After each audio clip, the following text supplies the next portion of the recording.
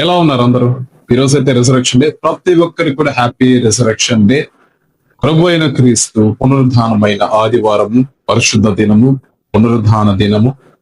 ప్రతి ఒక్కరు కూడా పునరుద్ధాన దినాన్ని ఒక్కసారి జ్ఞాపకం చేసుకోండి. అసలు ఆ రోజు ఏం జరిగిందో. తెల్లవారుజామున మొట్టమొదట మగ్దలేని మరియా, మేరియా ఆఫ్ మ్యాగ్డలెన్, ఆమె చూసింది ఫస్ట్ ప్రభు అయిన క్రీస్తుని. ప్రభువుని ఇక్కడ పెట్టున్నాము, ఎవరైనా తీసుకొని వెళ్ళిపోయినారా అని చెప్పి వెనక్కి తిరిగి చూడగానే ఈయన. మేరీ అందరికి వెళ్ళి చెప్పు, నా సోదరులందరికీ వెళ్ళి చెప్పు, నేను ఈ విధంగా పునరుద్ధానం అయినాను అని చెప్పి అంటారు. ఆమె వెంటనే వెళ్ళి శిష్యులకి చెప్తాది, నేను చూశాను, ప్రభు ఈ విధంగా పునరుద్ధానం అయి ఉన్నాడు అని చెప్పి అంటది. తీరా దాని తర్వాత మిగిలిన శిష్యులందరూ లోపలికి వెళ్ళి చూడగానే అప్పుడు కప్పి ఉన్న వస్త్రాలు అవి అలాగే ఉంటాయి.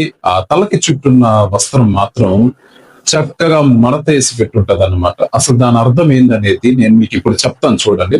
సో ఇక్కడ కమింగ్ టు ద పాయింట్ ఏంటంటే, ఆ తలకి చుట్టి ఉన్న గుడ్డ మాత్రం బాగా మనం కర్చీఫ్ మడత పెట్టుకుని ఏ విధంగా అయితే జోబులో పెట్టుకుంటామో ఆ విధంగా పెట్టుంది. అంటే రోమన్స్, యూదుల దగ్గర నుంచి రోమన్స్ వచ్చారు.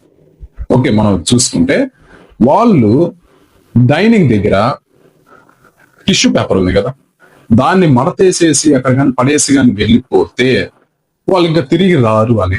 అదే ఆ విధంగా మళ్ళీ మడతేసి బాగా కర్చీఫ్ లాగా ప్లేట్ కింద కానీ పెట్టేసి కానీ పోతే మళ్ళీ తిరిగి వస్తాడు అని దాని అర్థం. అంటే నా పని ఇంకా అవ్వలేదు, నేను మళ్ళీ తిరిగి వస్తాను అని చెప్పడం అనమాట. అదే పద్ధతి మన ప్రభు అయిన క్రీస్తు కూడా ఇక్కడ చేశాడు అనమాట.